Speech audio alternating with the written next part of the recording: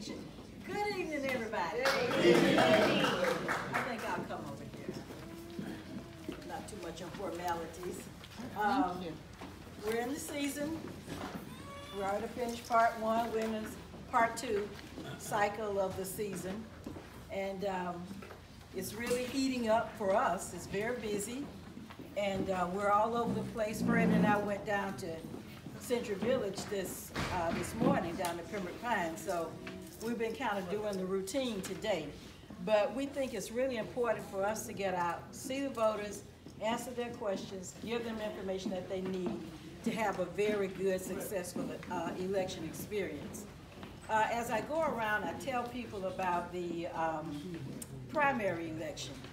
I think it's one of the biggest we've ever had in the almost 15 years that I've been here. We had more than 270,000 voters to come out and participate. And that was about 24% of the number of voters that we have in Broward County. And you say, what's exciting about 270,000 out of over 1 million? And what's exciting about 24%? Well, the thing that's exciting about almost 24% is that it's like 2-point-some times more than it was in the gubernatorial election in 2014. So it says to me that people are waking up. They have an interest in what's going on in our community, local, state, national communities, and I think they're ready to get involved. So that gave me an inspiration, gave all of us inspiration, a lot of work, but inspiration. So 270,000 in the primary, we can only build on that. And I know that's what you're going to be doing through your clubs and meeting people and the candidates that you're supporting and the big guest speakers that you're going to be bringing in. Because it really is time out for 10.48% and holding the position of last in the state. Come on, it's time out. We have 1,163,000 voters, somewhere around there. And I would say they're still here. They know about elections. They have all forms of media to get information, and they are responding. They are responding. I think we've seen some things go on in our country that we haven't seen in a very long time, but people are engaging in different ways. And what we want them to do is engage at the ballot box. So that's what we want to talk a little bit about tonight. You know, we have the book closing is Tuesday the 9th. And I would imagine most of you are already registered. If there's any changes that you want to make to your record, the thing that's mandatory for you to change if you want to change it is update your signature or register if you haven't already done that. So those things are required by the 9th if you want to make those changes. But address changes and things such as that don't have to be changed by the 9th. I suggest that it be changed by the 9th because the ballot is not going to be, the ballot is 5 or 6 pages of paper, 17 inches long with a 1-inch stub, with writing on both sides of the paper. So I say 5 or 6 pages times 2 sides, that's either 10 pages worth of print or it's 12 pages worth of print, depending upon which ballot represents your area. So if you go in and you say, oh shoot, I wanted to change my name, I wanted to update my this or update my that, and you're in line and there's 5 or 6 or 10 people behind you, you start to sweat a little bit because you say, I'm holding up this line, so I need to do this and move on. So we encourage people to check your status, go on our website, check your status, to see what's in your record, and if there's anything you want to change it now, before election day. We took to the post office, I want to say it was yesterday, but maybe it wasn't. It was Tuesday. We had 3 18-wheelers that were filled with vote-by-mail ballots that are going to our voters in Broward County, all over the world. Wherever they say they want the ballot sent, we send it there, if they can give us an address. Now, we do have some voters out there who are like cruising for 2 months, And we haven't gotten a good address for them yet, but if they give us an address, we're gonna make an attempt to get them a ballot. So, but we send ballots all over the world. We sent out military ballots, about 2 weeks ago, I believe. And we have to send that out. We have deadlines by which we have to do certain things. And that was the first day of the timeline that we have for the military overseas ballot. So Tuesday, we took 203,000 plus, probably more, to Miami. And I know those are out because I got my husband's out of the mailbox today. So people are receiving them. So I want to mention about the caveat about the vote by mail ballots. I think it's the most convenient way of voting. I mean, you can't beat it. You call up our office, you send us a little note or whatever. You say, I want to vote by mail ballot. We say, okay, we check your record and we've got you in our database, and so we're going to send you a ballot. The ballot comes to your house. It's packaged so nice and leafy with all kinds of directions. Vote the ballot, blacken in the oval. We don't just say that. In print, we got an example, blacken the oval. Then we want you to sign it before you send it back to us. So we put a big red X on the return envelope, and we want to make sure we get it back. So we put on free postage. I have a question. Yes, ma'am. Someone that has a signature that's on record and is now veteran and not able, has Parkinson's. Updated, you can take a registration form with you. I know Fred has some. I've got one of you. Yeah. Okay, Yeah, and the they person, have Parkinson's and the signature has changed dramatically. whatever they give us as an update, Signature. and that signature, that update, whatever it is, if it's an X, Okay. and they match what you give us tonight and what comes in on the ballot. Do you need it to be, oh God, you have the, power of attorney, or not power of No attorney. power of attorney. Notarized, That's no. not accepted. Notarized, do you need it notarized? No, we don't need it No, notarized. notarization, okay.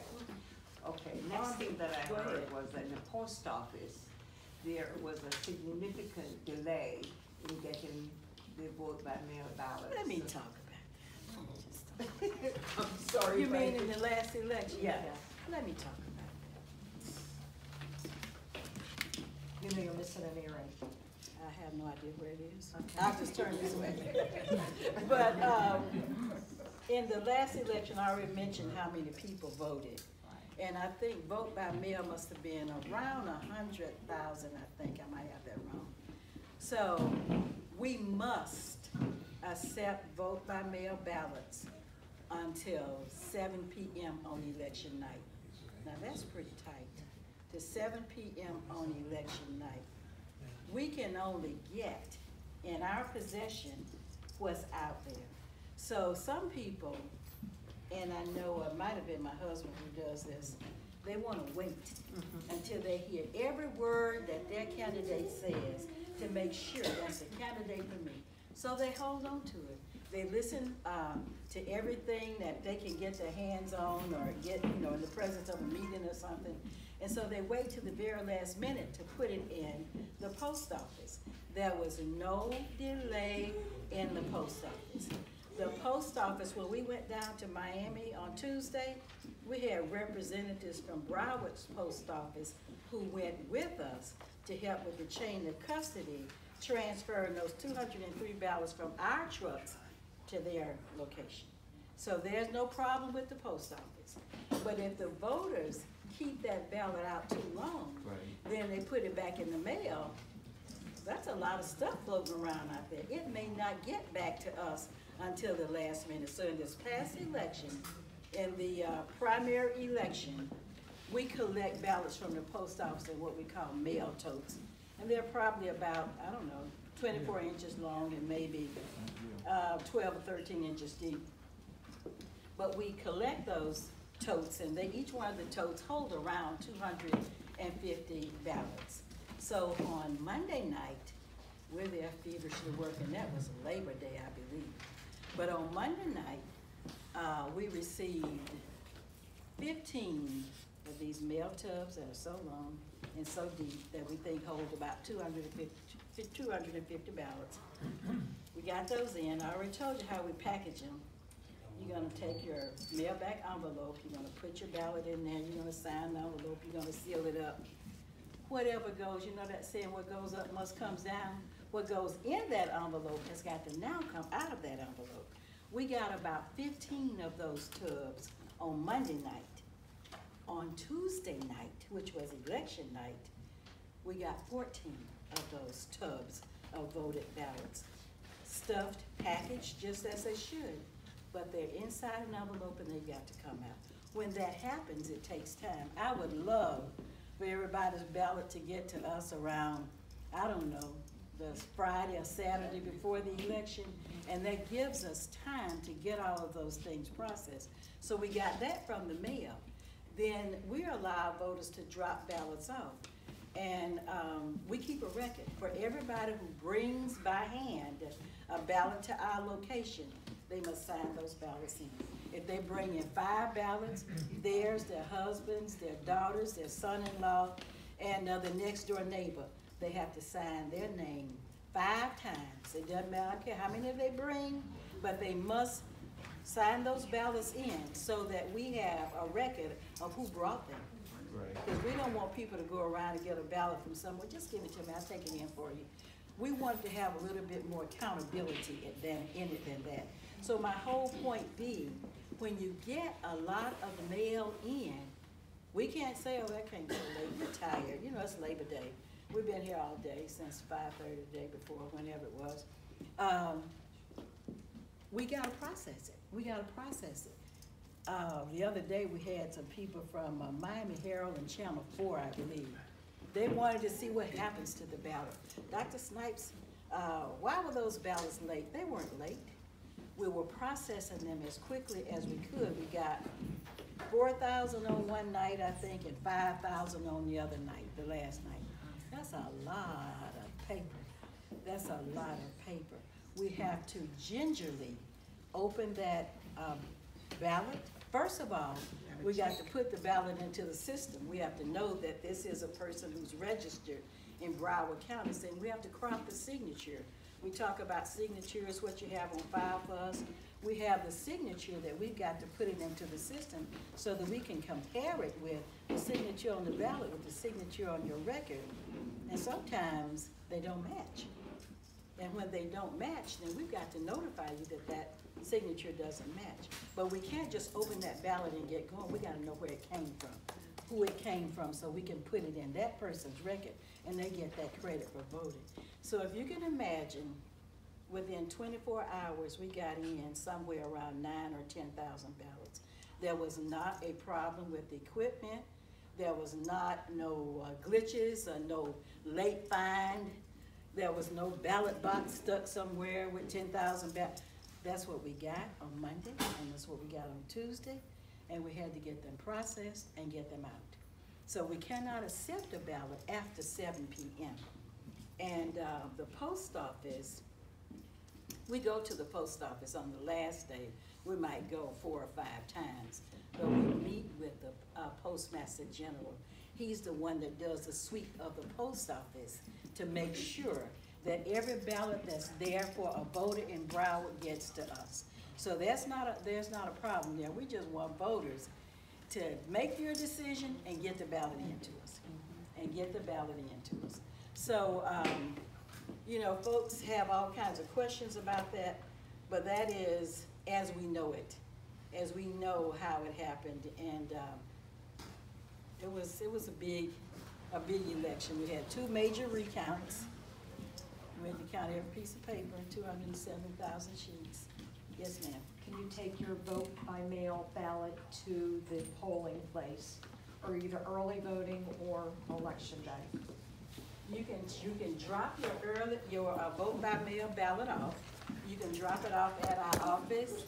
You can drop it off either at the office on 441 or downtown, or you can drop it off at one of these early voting sites that's identified in green.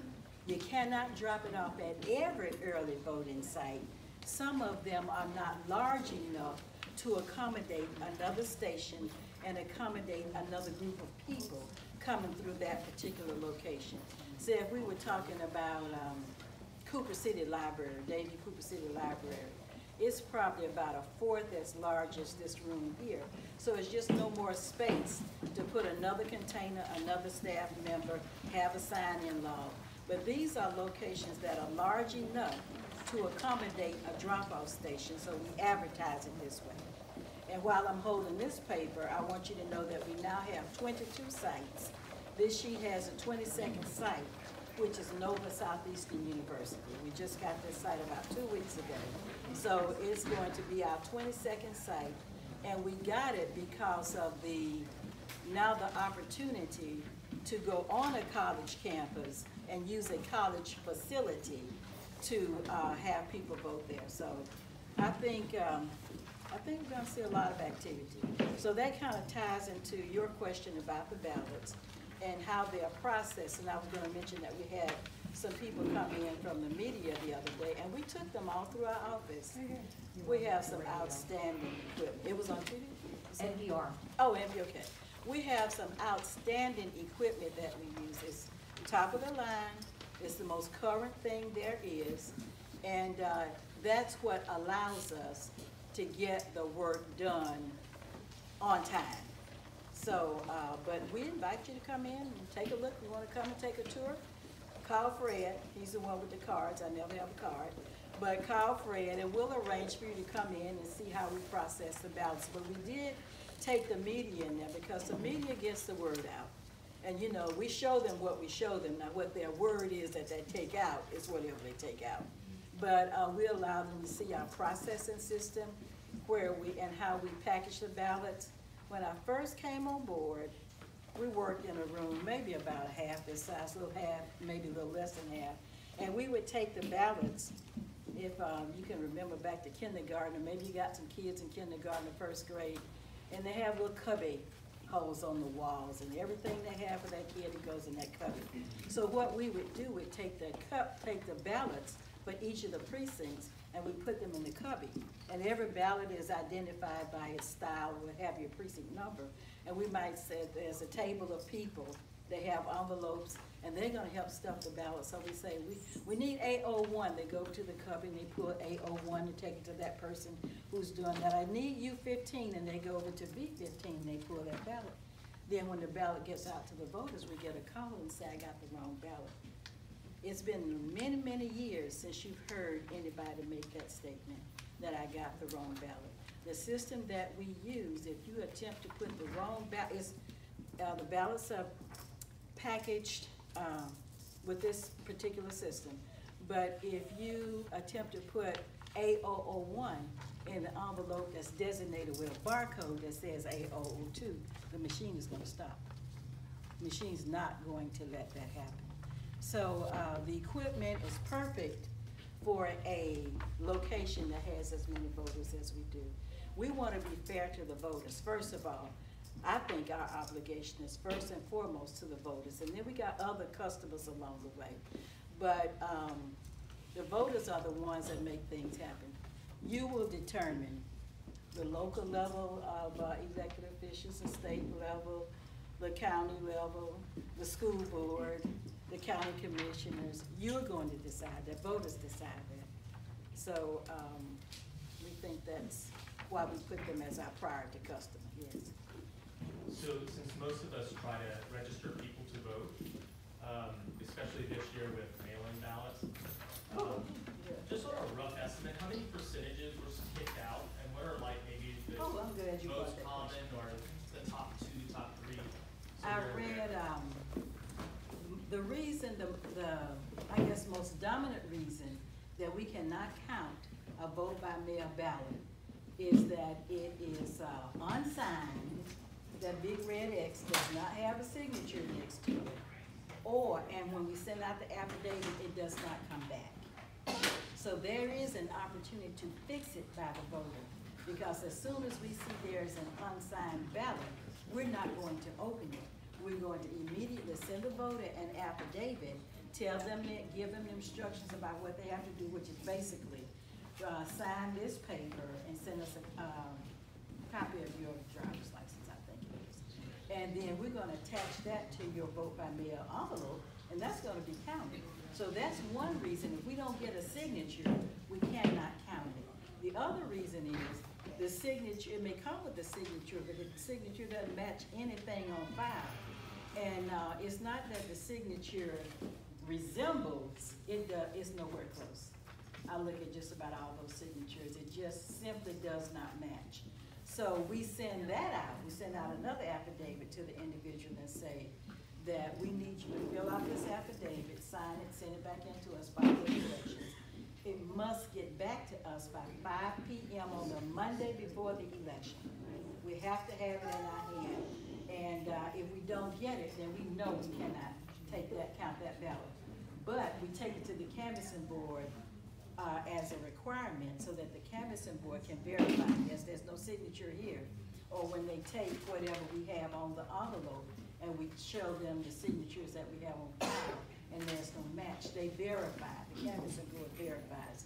So in this recent article that talked about the 24,000 vote by mail ballots that were not counted in Florida in 2016, I think Broward, I don't remember seeing the exact number, but I think Orange County had the highest percentage of vote by mails that were discarded, which was like 4%. I think we had 1.5% or something. I don't remember the exact numbers, but according to the article, 24,000 ballots were uncounted because of signature issues. So when we can figure out the signature issue, that's a lot of votes that had not previously been counted that could, hey, you never know what difference it could have made. You never know what difference it could make. So they say in this, this was a study. The study was done by Dr. Dan Smith from the University of Florida. He was commissioned to do the study by the ACLU. They wanted to see what was going on, I guess, in elections with the vote by mail ballots. So those are the findings that he came up with. So this is, where did you bring a number of these? I want some people. Yeah, we just have been putting these out in some of the places we've gone. We took these headlines from some of the articles that were in the paper about 2 weeks ago. Okay, so I talked about vote by mail, I talked about early voting. Just one caution about early voting, we're doing the max. We're doing 14 days, we're doing 12 hours a day. That's the most you can do. We're starting on the 22nd of October, we're going to the 4th of, the 4th of November. And that is a Sunday afternoon where we're working to 7 o'clock? 7 a.m. to 7 p.m. But when early voting is closed, it's closed. It's closed. You can't come Monday and do early voting. You can't come Monday afternoon. You can't come early Tuesday morning. When early voting closes, it closes. We work by the statute. The statutes give us a maximum of 14 days. What happens sometimes is that folks who haven't voted yet, they'll go to the early voting site, maybe on Monday or on Tuesday, and they'll want to vote. Well, it's closed. We have moved out all of the equipment, and the only opportunity for voting at the end of early voting is election day. It's election day. Dr. Snipes, I have a question. You're saying early voting, so does that mean I have to vote in my district or is it early On voting? election, no. Early voting, we got 22 locations. Right. You can go to any one of these 22 locations during the 14-day period. Doesn't matter where you So live. that means if I live in Coral Springs and I work in Fort Worth, I can go to my library. You absolutely can. You just need to take your driver's license and you say, well, how do we do that? How do I know you're gonna get the right ballot? Remember I told you the technology is smarter than we are. So the technology, when we put your name in, it's gonna pull the ballot that goes with your name and your address and your precinct number. Awesome. So the way we're gonna find that out, we're gonna take your driver's license and swipe it through the electronic poll book, So the that, e-bit. excuse me for interrupting, but that means if I misplace my voter's card, when they swipe my You license. don't need your voter card at all. What you need, your voter card is just for information. So if you got it, you know, you check, if you don't vote early or by mail, then you gotta wait till election day, and a lot of people do. A lot of people like the tradition. Then you need to have your driver's license with you. So, yes. This mail, if the ballot is postmarked by the post office, but it doesn't get to your place by 7 p.m., what happens then? Those ballots are stored. We keep them in our office. Yeah. We cannot count them, cannot open them. So Even though it was postmarked prior to postmarks that don't count. time? And that's, as you go out and talk to people, that's really important to let them know that postmarks are not considered. They're not considered. Thank you. 7:00 p.m., and if a person is in a hurry and they think, well, I just run over here to Oakland Park Post Office, it's 6:32, take a chance and bring it to us. Right. Bring it to us.